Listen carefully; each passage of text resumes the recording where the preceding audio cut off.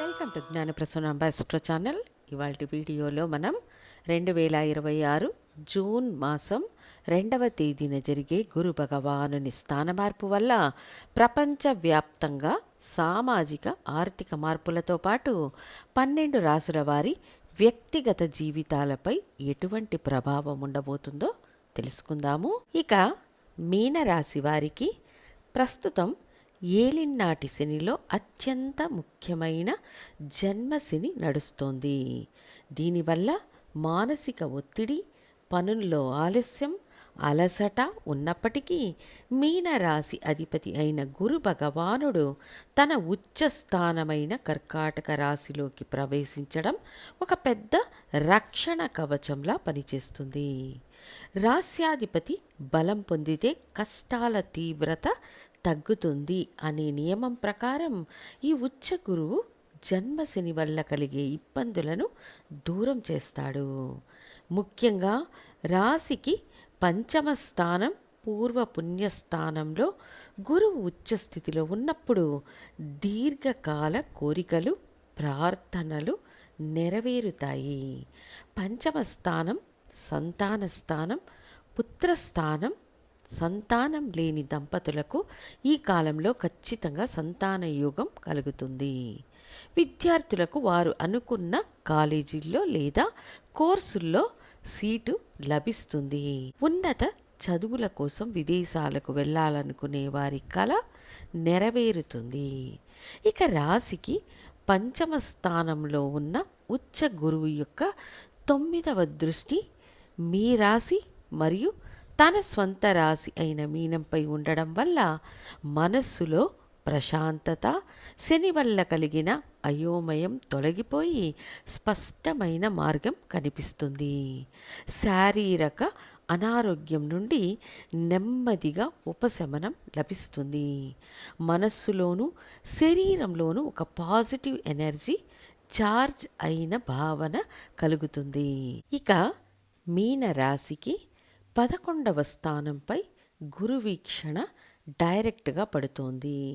ఆ 11వ స్థానాధిపతి ఎవరంటే శని భగవానుడు.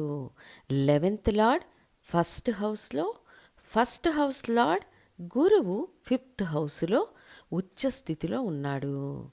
ఈ గురు వీక్షణ ఫస్ట్ హౌస్పై 11th హౌస్పై పడుతుంది. సో ఉద్యోగం, డబ్బు, ప్రొఫెషన్, వ్యాపారం, మైండ్, హెల్త్ వీటన్నిటికి సంబంధించిన సమస్యలన్నీ ఇకపై సాల్వ్ అవ్వడం ప్రారంభమవుతుంది.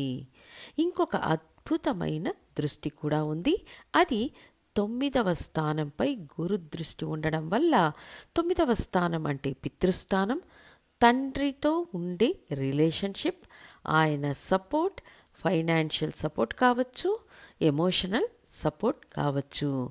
ఆయన ఇప్పుడు మీకు ఒక మంచి మెంటర్లా కనిపిస్తారు.